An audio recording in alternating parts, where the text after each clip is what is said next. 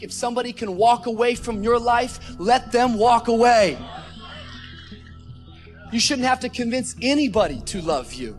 If they can walk, let them go. If they leave you, it means they're not attached to your future.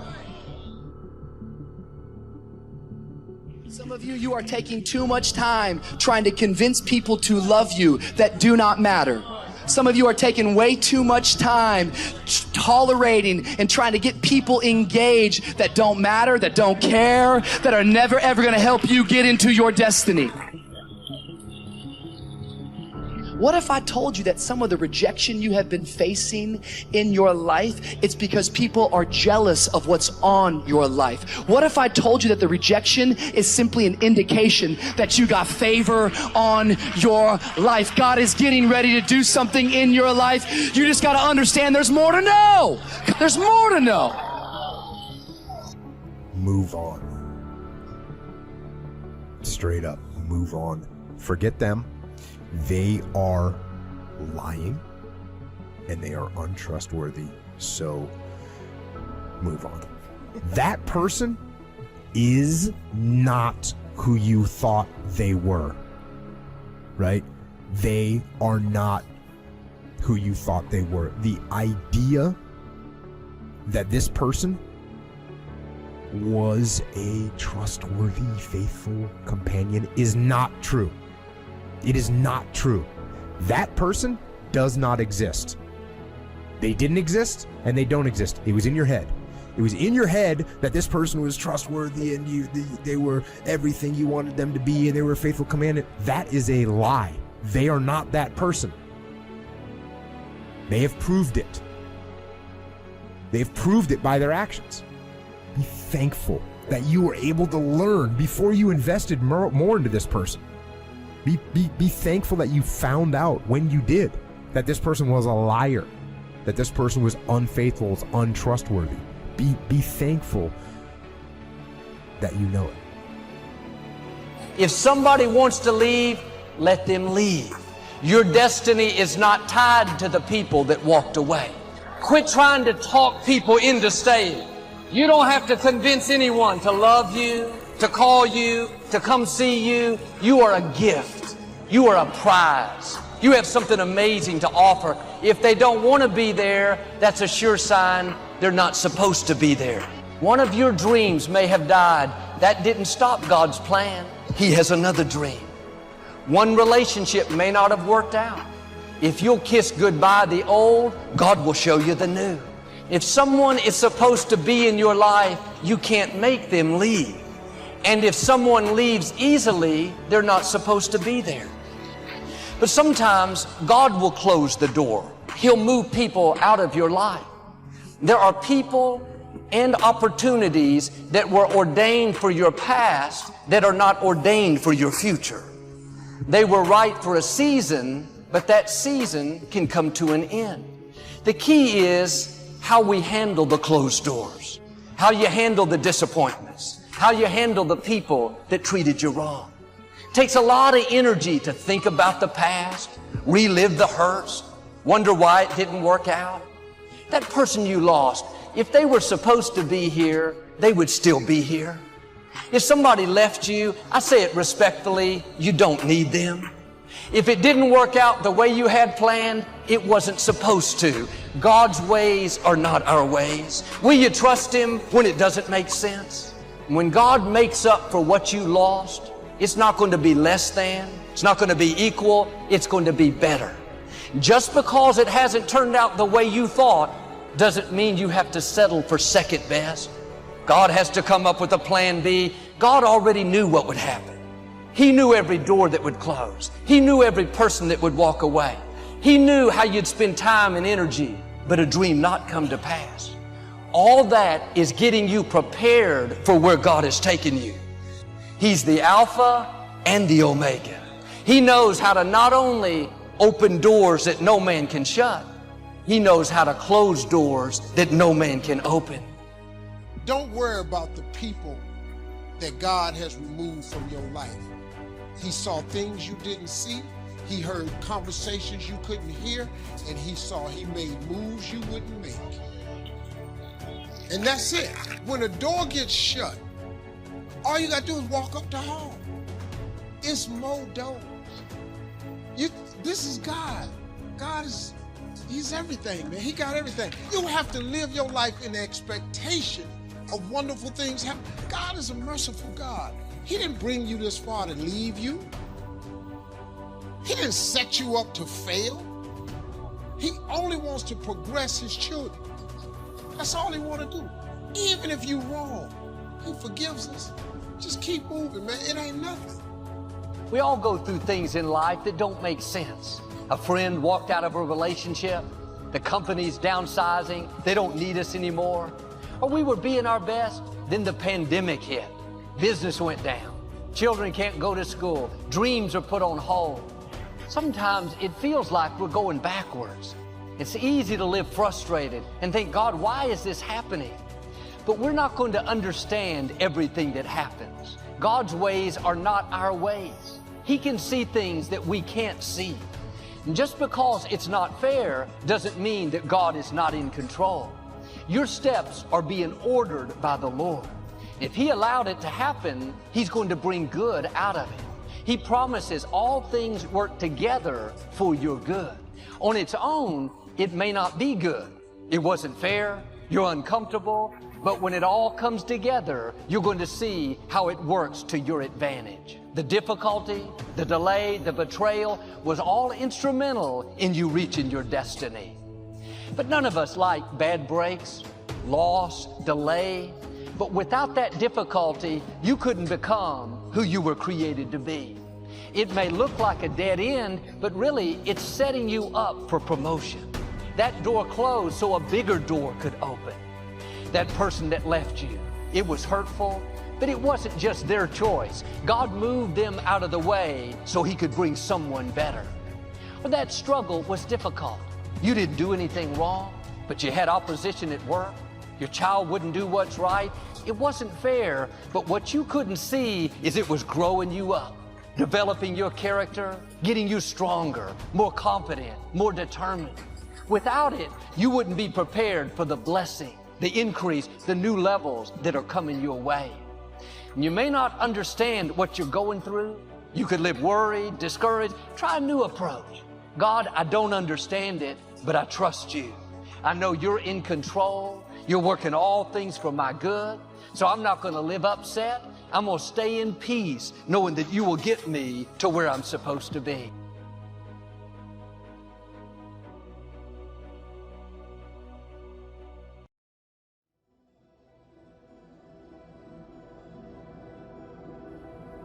Sometimes you need to get knocked down before you can really figure out what your fight is and how you need to fight it.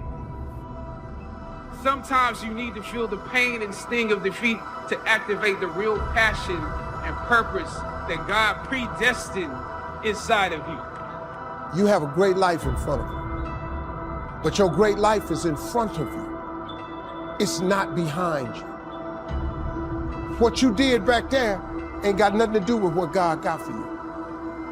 What you did back there was learn the lessons to get you to where you are at this particular moment right here. But what God got for you, do you know, man, that you can actually mess your life completely up? You can jack it all the way up, and you can turn around and get it right.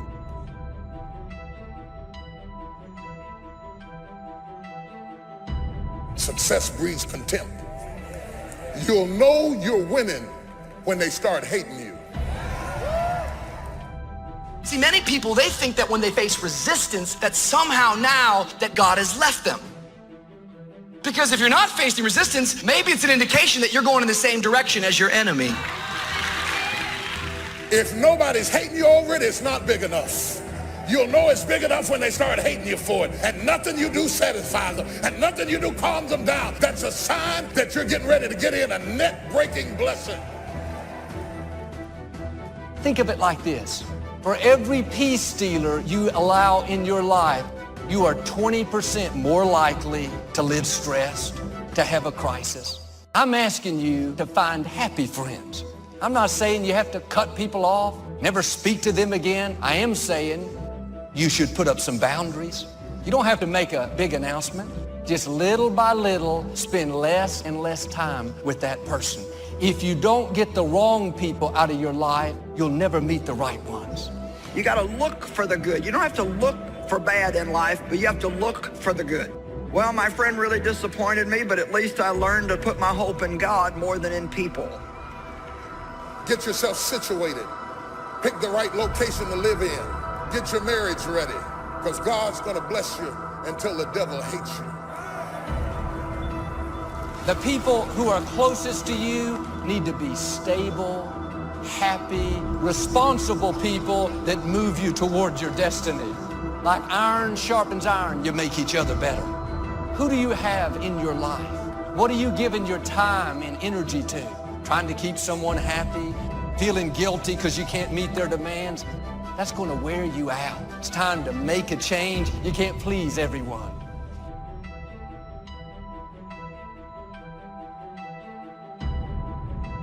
A dream will require integrity, and what others believe about you is never as important as what you believe about you. You know, I got a lot of people who believe a lot of things, but what you believe about you is more important than what people believe about you.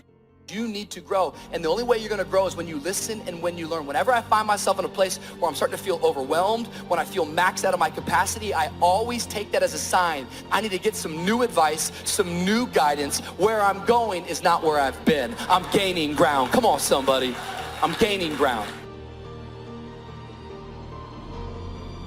What would your life be like if you decided to become courageous? You know, it takes courage to live. Most people go through life not allowing themselves to step out because they don't want to let go. They don't want to be moved. The courage to face life's whirling wind of contradictions. The courage to love yourself. Gone through the same process and evolved.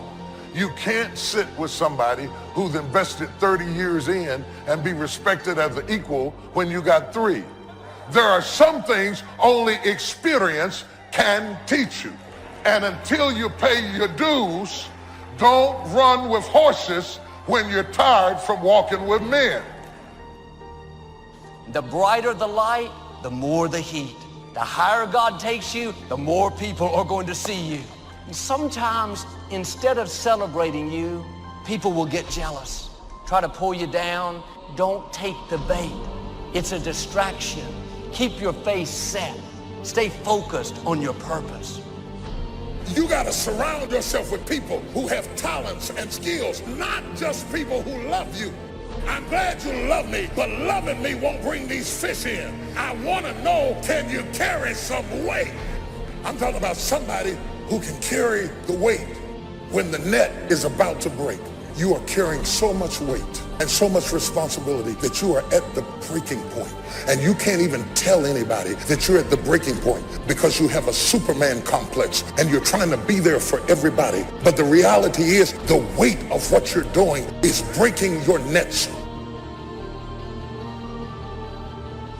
Do you define yourself by your emotions? Do you define yourself by your status? Do you define yourself by your lowest point? Do you define yourself by your highest achievement? All of that is dangerous.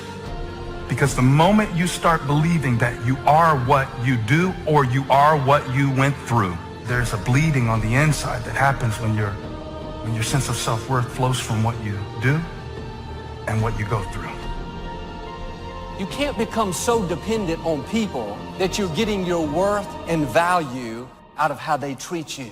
It's easy to become addicted to compliments, addicted to encouragement, addicted to them cheering you on. Now you rely on them to keep you feeling good about yourself, to make you feel approved. Like a drug, if they don't keep you fixed, meet all your expectations, you get discouraged. The problem is you're trying to get from people what only God can give. Your worth, your value doesn't come from another person, it comes from your Creator. If you rely on people, you'll be disappointed. People will let you down. Sometimes people will even turn on you.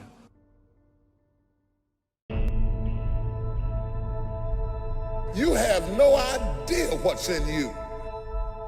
Do you understand that the problem that you're grappling with right now is not even the issue? is just training for you. The lion that you're fighting with now is not even the issue. God just allowed the lion to come in your life so you'd have something to work on. The lion is not important. It doesn't even matter. God is training you with the lion. God doesn't even care about the lion. He cares about you. He's using the problem to get you ready, to teach you patience, to teach you how to trust him with no money. He's prepping you for the next release of glory so that when folks start walking out, they can walk out if they want to. You say, I know how to do that too.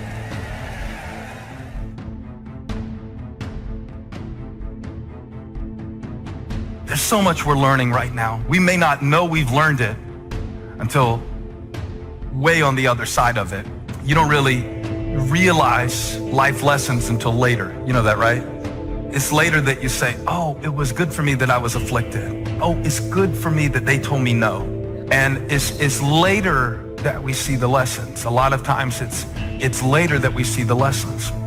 Why don't you let the people in your life off the hook? Maybe they did the best they could. They may have made decisions that you don't understand. Feels like it puts you at a disadvantage, but you didn't have to walk in their shoes. Bottom line, nobody owes you anything. God is keeping all the records. He has seen everything that's happened in your life. The injustice, the person that did you wrong, those people cannot pay you back. They cannot make you whole. Only God can.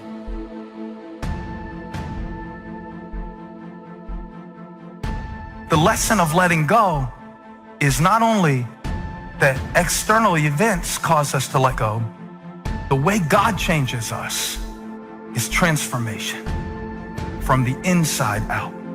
Isn't that really relevant while you're stuck inside? That's the way God changes things?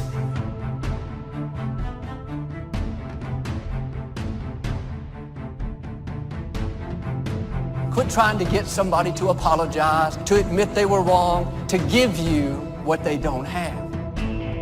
If you'll go to God, He'll bring you out better. He'll make the rest of your life more rewarding, more fulfilling than it would have been if that hadn't have happened in the first place.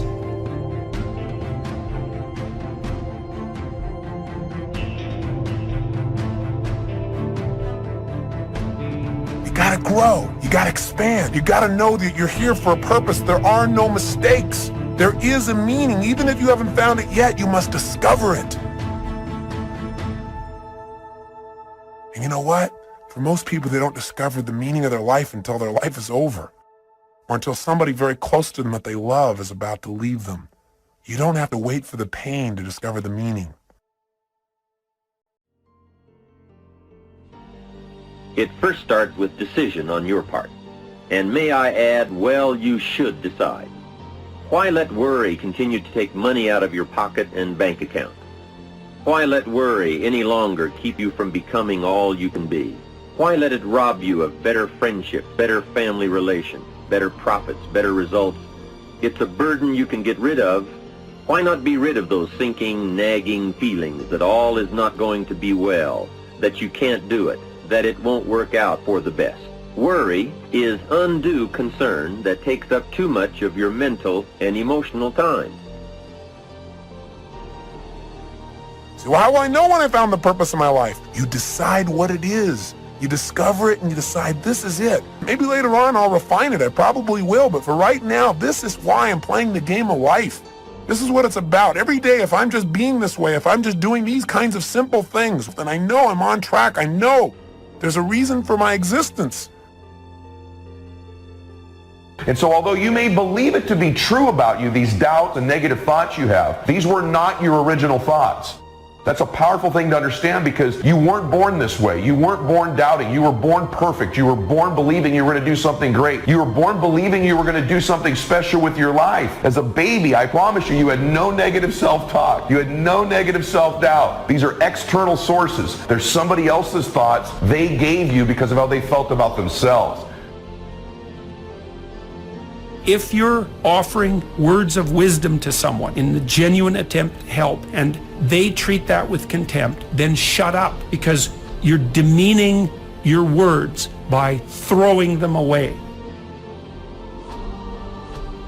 Self-confidence is self-trust. Self-confidence is building a reputation with yourself, that you keep your word to you, that you keep the promises you make to you. Somebody with self-confidence has a reputation with themselves that I do the things I say I'm going to do. And so the cool thing is, self-confidence is an internal game. You do not need external accolades, external admiration in order to build self-confidence. You don't need any of those external forces. It's all done internally. You control this. And you control this by beginning today to keep the promises you make to yourself. It's not good enough just to keep the promises you make to yourself. You must acknowledge it when you do it to you to give yourself credit to create confidence momentum. Passion is the great energizer. You show me a person with passion, and I'll show you a person with energy. You show me a person that lacks passion, I'll show you a person that lacks energy. It's a fact. Passion energizes people. So the question is very simple. What are you passionate about? When you wake up in the morning, do you wake up excited, or do you just wake up? You see, it's that passion to do something, to be something, to change something, to make a difference. That's where the energy comes from. You can't take that old story into the new identity. One of the things we have to do to create a new identity is to begin to tell a new story. What's your new story? Who are you now? What are you all about now? Where are you going now? What's this new version of you? If you don't know, you can drastically change your income, change your future, change your health, change your marriage, change everything. If you don't know that, some people then go year after year after year not making much change simply because they didn't get to the class. And if you just rock along, I'm telling you it's okay. Anybody can live any way they choose, but I'm here to tell all of you that if you wish to, it's possible to make the next 3 years totally different than the last 3. Change that. It's easy to blame the other person, but start taking ownership for where you are. Are you proud of how you have been living your life? Have you explored your natural talents, your gifts, by enthusiastically trying a variety of activities? So we must be like life itself. Respond to the people who deserve it by taking the first step. Even God himself says, if you move toward me, I'll move toward you. That's the condition. Now, learn to work with the people who deserve it, not the people who need it. Now, here's what's the next step. Teach people how to deserve your time. Ladies and gentlemen, a lot of us have so much talent and abilities, we just put them back on the back burner, or just left them aside someplace. Never did anything with them, never brought them out here. What are you sitting on? What gifts are you sitting on? Have you resigned yourself to a life feeling that nothing can be done to change your future or your circumstances?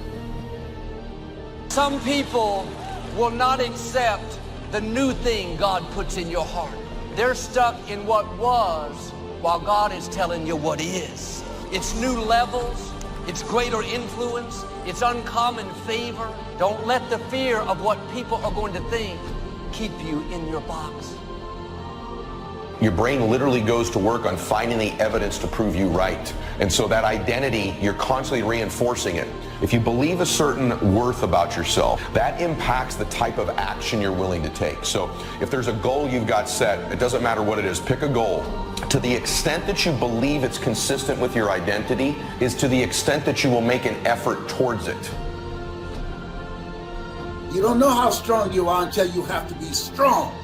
Boy, anybody can have faith when you got a job, your marriage is working, you got money in the bank. Oh, you can have faith then. But faith not tested can't be trusted. Listen to me, listen to me.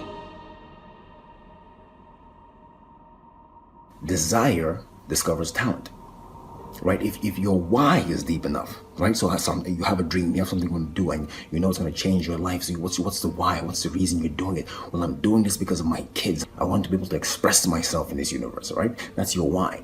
So the why will take care of the how. So if you don't have the how, don't worry about it. Leap anyway. If you don't produce, you won't be happy.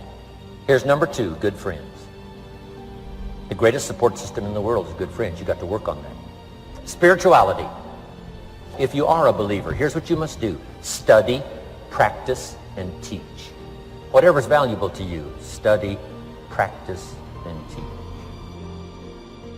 The other thing is acknowledge your fears and then go into action. Anybody who's ever done anything, who's ever taken a chance, doesn't mean that they are not afraid. Courageous does not mean being the absence of fear. I think that being courageous is willing to do it because that's what you feel and you're going to do it anyhow. What is it about you that's different than your friends?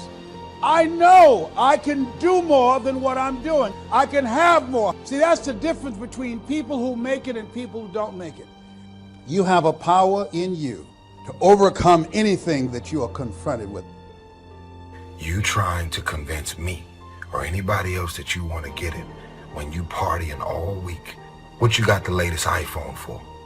Can you technically afford that? See, everything about what you're doing and the moves that you're making is getting in the way of the big picture. You still partying, you still popping bottles with models, you doing the most. You trying to convince everybody around you that you on, but you're not on. It was good enough for my father, and it's good enough for me.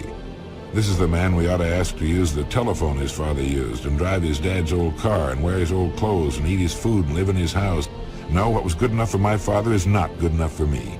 Everything is changing, and the wise man or woman is the one who takes a yes attitude toward life, who looks for and expects change and improvement in every department of life.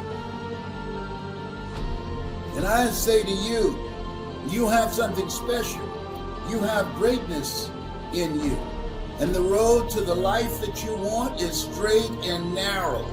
Everybody won't see it for you. You got to see it for yourself. And understand and know this, it's straight and narrow. Why? It's lonely at the top. A lot of us, we don't know where to start. That's number one. And number two, we're afraid of taking the leap. Well, what if I leap, fall down and break something? What if I get hurt? You know, I'm saying you're probably gonna get hurt. It's possible. You're probably gonna get betrayed. It's possible. But you gotta take a leap anyway. You gotta jump anyway. I'm gonna give you a recommendation. Turn your damn TV off. Most of the time. Turn your phone off a lot too. So here's the deal. The TV's competing constantly to distract you with stuff that really doesn't matter. Does it really matter what's going on with the Kardashians right now? Don't be so obsessed with them. Be obsessed with your own reality TV program called Your Own Life.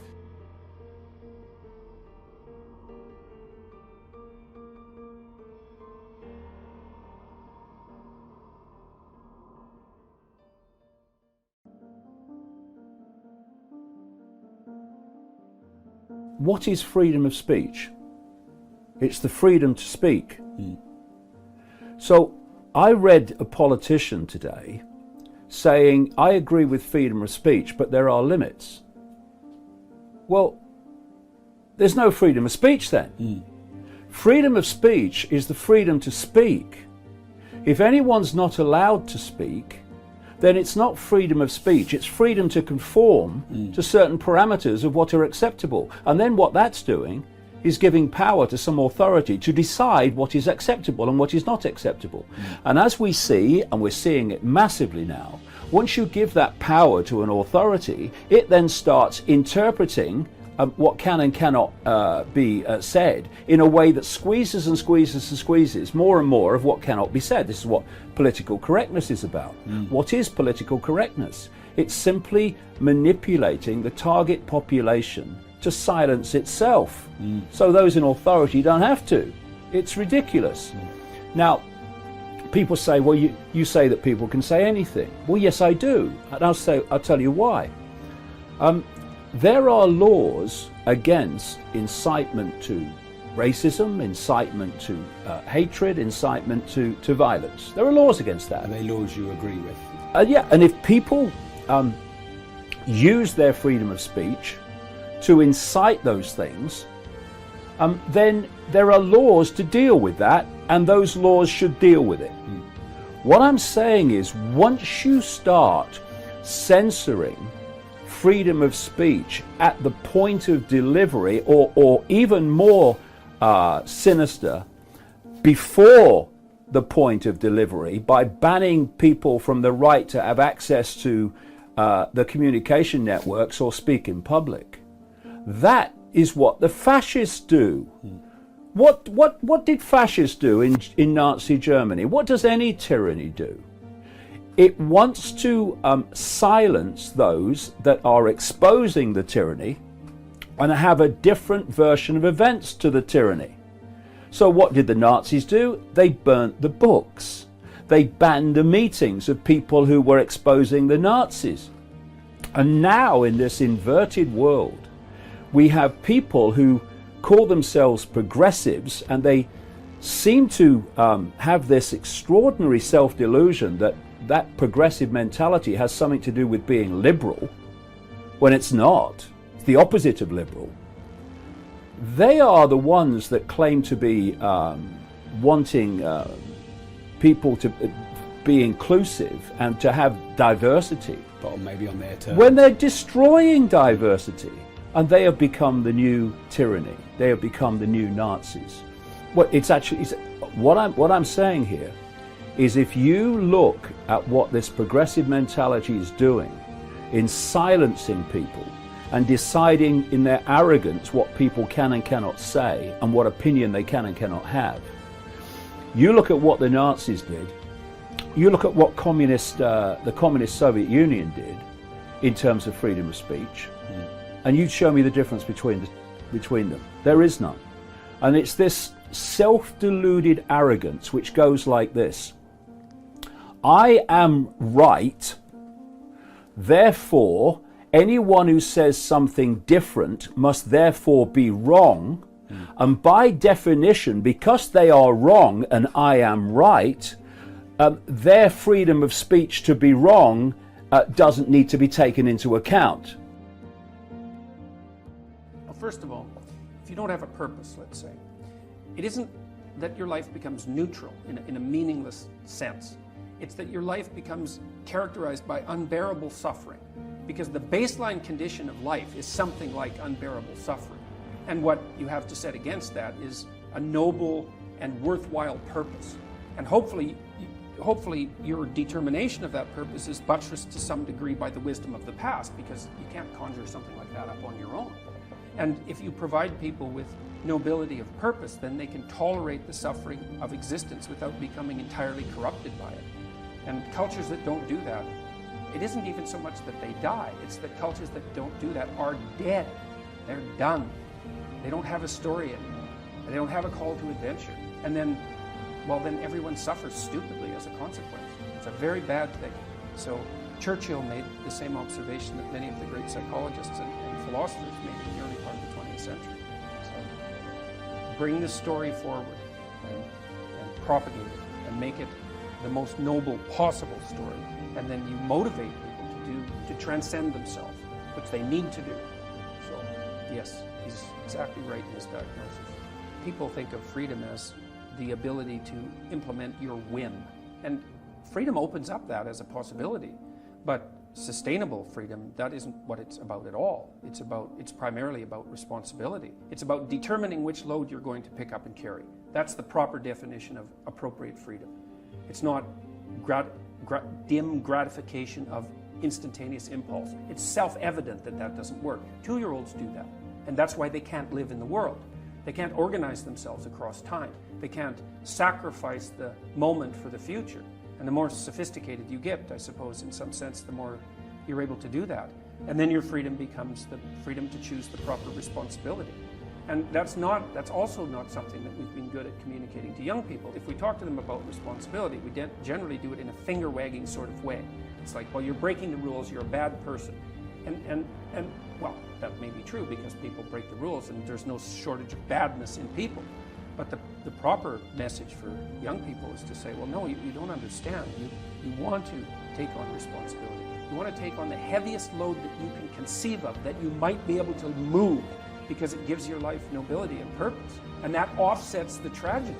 And not only psychologically, not only does it offset psychologically because you have a purpose and something to wake up for, right, and to face the difficulties of the day, but also because if you face the difficulties of the day properly, you actually ameliorate suffering, not only in the psychological sense, but because you make the world at least a less terrible place. And that's something, right? To move things away from hell is something, even if you're not, self-evidently moving forthrightly to heaven. To move things away from the worst they can be is, well, that's a noble goal in and of itself. See, people are always talking about freedom, but they're always thinking how to bind themselves to something or somebody. If you're really lost in your life, you're absolutely free, isn't it? Hello? No? Freedom is a territory which needs a lot of maturing and culturing to handle. Otherwise, people doing compulsive things, they're thinking they're free. These are compulsive things. Somebody is drinking, if you say, why don't you not drink today, you can do it tomorrow. Why don't I have the freedom to drink? No, it's compulsive. If you're calling your compulsiveness as freedom, it's very unfortunate. You lost all your freedom in compulsiveness. So freedom is that kind of a territory where you have to culture yourself, mature yourself to exist free. Everybody, I think at some point, we provide these opportunities for young people to come and just be by yourself. No compulsive talking, no phone, no drink, no nothing, simple. You eat what you want for nourishment and then simply be. Everybody must spend at least a little bit of time like this, because only then you understand how compulsive you are. Unfortunately, we are translating compulsiveness as some kind of a goal in our life or freedom in our life. No. See, if you want to get somewhere in your life, get somewhere does not mean be better than somebody, do this, earn this, that, no. As a life, your experience of life should become a fantastic experience. So right now, all the crazy things that people are doing in their life, why? They drink, sexuality, temple, this, meditation, whatever they're doing. Why they're doing?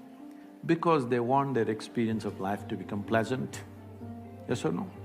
Somebody hits the bottle, somebody hits somebody else, and somebody does something else, but essentially looking for pleasantness.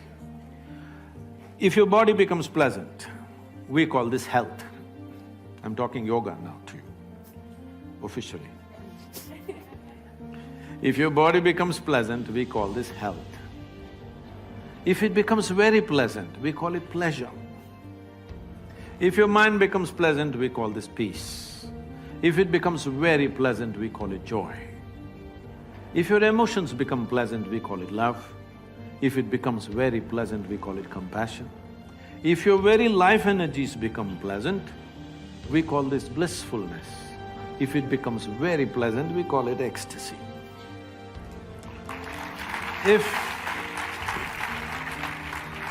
If your surroundings become pleasant, we call this success.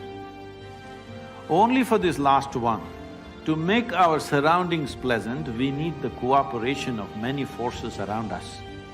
Many things have to fall into place. But to keep your body pleasant, mind pleasant, emotion pleasant, your life energies pleasant, it's 100% your business, not good for the business.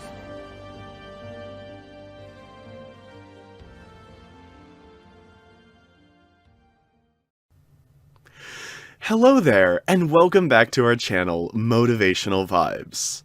Our team is a group of motivation enthusiasts who want to bring you the best motivational and inspirational videos on the platform.